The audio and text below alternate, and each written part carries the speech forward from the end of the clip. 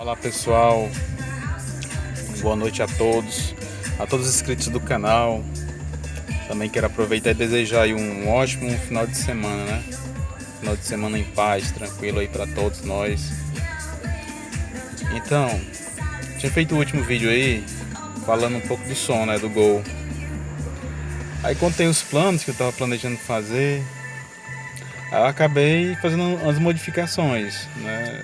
Acabei fazendo as modificações, instalei o Drive, Twitter, botei um aparelho Receive da Pioneer, né? No caso vai ficar os dois aparelhos agora, né? Vai ficar esse aqui do painel e vai ficar lá na mala, né?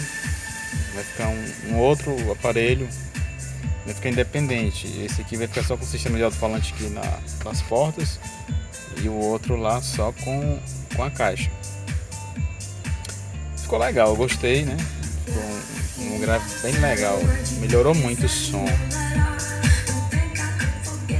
E vou já ali no porta-malas ali mostrar pra vocês como é que ficou, né? Eu ainda tô no plano, quero fazer a caixa de fibra, né? Mas aí acabei fazendo essa daqui, aproveitando essa de madeira, acabei fazendo só um suporte, colocando a corneta, o Twitter, né? Bom, vamos lá, vou mostrar pra vocês.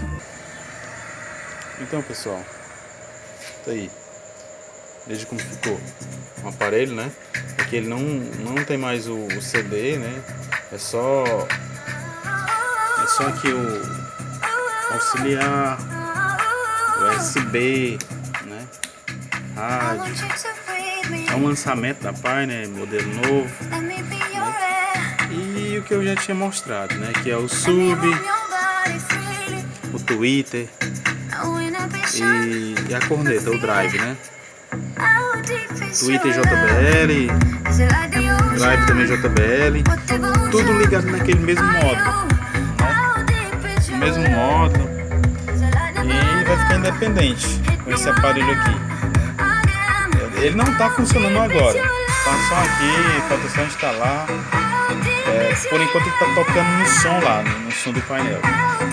Mas quero deixar aqui, com esse aqui, ligado nesse aparelho aqui. Então é isso aí.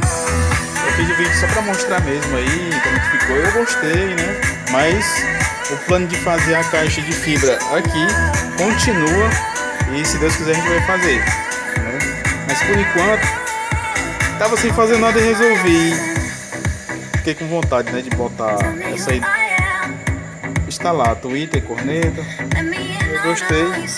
Então agora vamos partir para a caixa lateral, para ficar um acabamento melhor, dar um visual legal no porta-malas. É isso aí. Um abraço a todos. Uma ótima noite e um bom final de semana. Um abraço.